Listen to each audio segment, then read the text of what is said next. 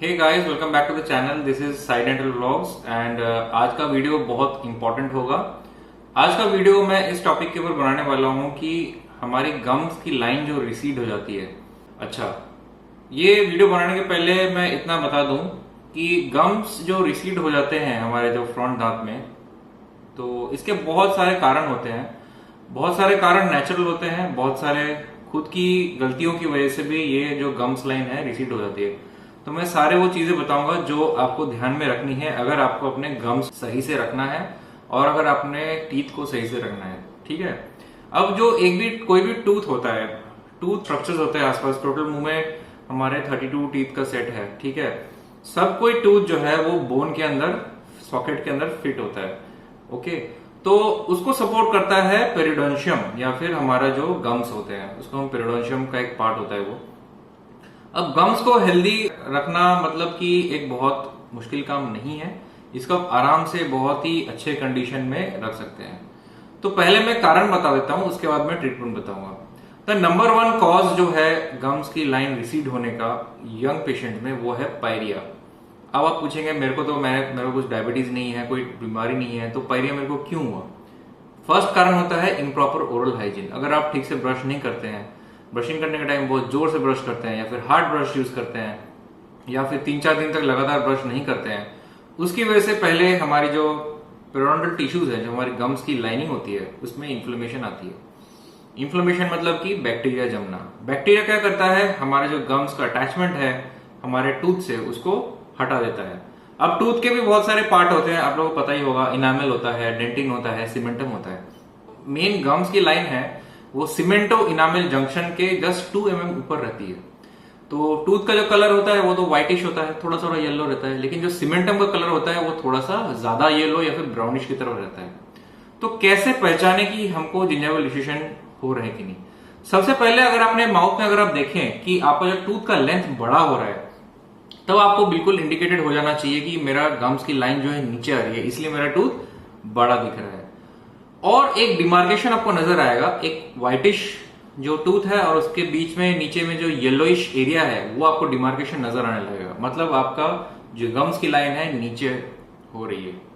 इसका दूसरा कारण एक और है कि स्मोकिंग और खैनी खाना। उसकी वजह से भी क्या होता है, बहुत लोग खैनी अपना पाउच बना के यहाँ पे रख देते हैं, स्मोकिंग करते हैं, उसके वजह से भी गम्स की लाइनिंग रिसीड हो जाती है हमारी। तो ये एक बहुत इंपॉर्टेंट चीज है, क्योंकि अगर हम 30 या 31 ईयर्स तक तो कुछ नहीं होता, लेकिन उसके बाद ही ये मेन गम्स की प्रॉब्लम चालू होती है। ये अगर ये पायरिया में डेवलप हो जाता है तो मुंह में बदबू आना और इस टाइप की डिफरेंट टाइप ऑफ ऑफेंसिव जो आपको लगे जब आप पब्लिक में बात करने में, और सबसे खराब तो बैड स्मेल। पेरिडोंटाइटिस से बैड स्मेल होती है, जो पायरिया से बैड स्मेल होती है, उसको संभालना बहुत मुश्किल है और एक बार स्टार्ट हो गया तो उसको कंट्रोल करना भी मुश्किल होता है। काफी लोग जो डायबिटिक होते हैं उनको बहुत ज्यादा सतर्क रह जाना चाहिए अपने गम्स की तरफ। देखिए, हमारे ओपीडी में अक्सर ऐसे केसेस आते हैं जहां पे हम लोग पेशेंट को देखते हैं पायरिया हो गया है, तो हमको एक इंडिकेशन मिलता है कि पेशेंट का ब्लड शुगर टेस्ट करवा लेना चाहिए। और काफी टाइम पे, मोर देन 70% ऑफ टाइम में पेशेंट्स का ब्लड शुगर लेवल हाई रहता है। जी हाँ, डायबिटीज एक मेन कॉज है आपके गम्स की पायरिया करने के लिए या फिर गम डिजीज या फिर गम रिसेशन करवाने के लिए। ठीक है। तो उनको स्पेशल ध्यान रखना चाहिए गम्स को अपना हेल्दी रखने के लिए। सारे हेल्दी रखने के टिप्स मैं आपको बताऊंगा इस वीडियो के बाद। भी अगर आप फूड खाते हैं, हमारा कभी कभी क्या होता है, दांतों के बीच में फूड स्टक हो जाता है। फूड स्टक होने का कारण ये है, अगर दांत में पॉकेट हो गया है या फिर दांत में कैविटी हो गई है। अगर दांत में कैविटी हो गई है, उसको सही टाइम पे फिलिंग करवानी चाहिए। अगर आप फिल नहीं करवाते हैं, उसमें खाना जमेगा। खाना जमने के बाद आप जो टूथपिक यूज करते हैं उसे कभी भी यूज नहीं करना चाहिए। उसके बदले में हमें फ्लॉस यूज करना चाहिए, जो कि हर मेडिसिन स्टोर में अवेलेबल होता है, FLOSS। तो फ्लॉस जब हम यूज करते हैं तो हमारा जो खाना है वो निकल जाता है और हमारा टूथ को वो इन्फेक्ट नहीं करता है। लेकिन हम जो टूथपिक यूज करते हैं उससे क्या होता है, हमारे गम्स में इन्फ्लेमेशन आती है, गम्स में पॉकेट बनता है, अगली बार फिर खाना उसमें जमता है, फिर हम वो यूज करते हैं। तो ये एक विशियस साइकिल चलता रहता है, तो उसकी वजह से भी खाना फंसता है। काफी बार अगर आपने अगर रूट कैनाल करवाई हो कभी और आप उसके बीच में कैप लगवाते हैं, तो कैप और दांत के बीच में भी खाना फंसता है। ये सब गम्स रिलेटेड प्रॉब्लम है।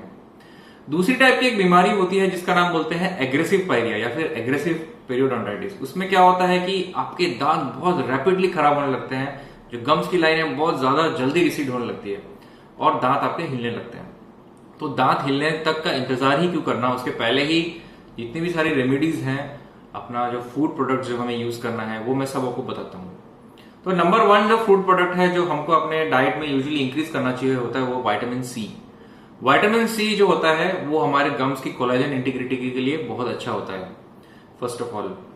दूसरा जो मेन हैबिट है जो हमको करना चाहिए, हमको मॉर्निंग में और नाइट में खाना खाने के बाद तो हमको अच्छे से कुल्ली करना चाहिए जितने बार भी हम खाना खाएं, और सुबह उठ के ब्रश, रात को खाने के बाद ब्रश। ये एक बहुत जरूरी पैटर्न रूटीन बना लीजिए आप अपनी लाइफ में।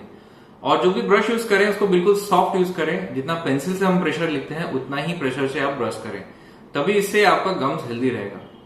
तीसरा चीज जो है हमारा जो बैड हैबिट्स है, लाइक पान गुटखा ये सब, तो उसकी वजह से तो गम्स तो खराब होते ही हैं, ये तो सबको आपको पता है, लेकिन फिर भी लोग खाते हैं और सफर करते हैं। तो ये 3 चीजें मेन है जो आपको फॉलो करनी है। दूसरी चीजें ये है, अगर आपको थोड़ा सा आपको लगे कि आपके दांतों के अंदर खाना फंस रहा है तो रेगुलर हल्के सॉल्ट वाटर गर्म पानी में, गुनगुने गर्म पानी में कुल्ली करिए।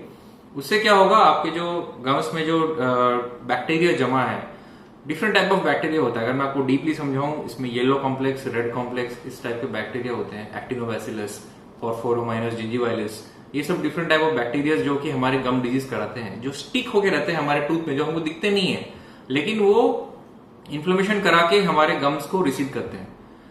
तो इन बैक्टीरिया को किल करने के लिए सलाइन जो होता है सबसे बेस्ट होता है। सलाइन से गार्गलिंग करिए 3-4 बार, आपको गम्स में डेफिनेटली आपको गम्स हेल्दी नजर आएंगे कुछ दिनों के बाद। और हमेशा ब्रश करने के बाद हमारे गम्स को अपने फिंगर से अच्छे से धीरे धीरे मसाज करें। उससे क्या होता है, हमारे गम्स की इंटीग्रिटी, गम्स की स्टिपलिंग, गम्स की जो टेक्सचर है वो अच्छी बनी रहती है। तो ये चीज अगर आप करेंगे तो आपको जो गम डिजीज होने में आपको टाइम, मतलब अगर कोई अभी हुआ होता तो वो 20 साल बाद, मतलब कि आप अगर अच्छे से मेंटेन करेंगे, फ्लॉसिंग रेगुलर करेंगे, तो उससे क्या गम डिजीज का आने के चांसेस बहुत कम रहते हैं। हालांकि 50 या 55 ईयर्स के बाद गम डिजीज सबको थोड़ा बहुत होता ही है, और स्पेशली डायबिटिक पेशेंट्स को तो बिल्कुल केयरफुल रहना चाहिए अपने गम्स को लेके, क्योंकि डायबिटीज एक ऐसी बीमारी है जो कि हर सिस्टम, बॉडी के हर सिस्टम को खराब करता है। आप कार्डियोवास्कुलर सिस्टम पढ़ लीजिए, किडनी देख लीजिए, इवन ओरल कैविटी में गम्स को इफेक्ट करता है। तो आज का वीडियो आई होप आपको पसंद आए, और फूड में ग्रीन वेजिटेबल्स बहुत इंक्लूड करिए, उससे भी गम्स की कंडीशन बहुत अच्छी रहती है। तो आज का वीडियो यहीं एंड करते हैं। I hope you like it. Till then have a very good day, take care.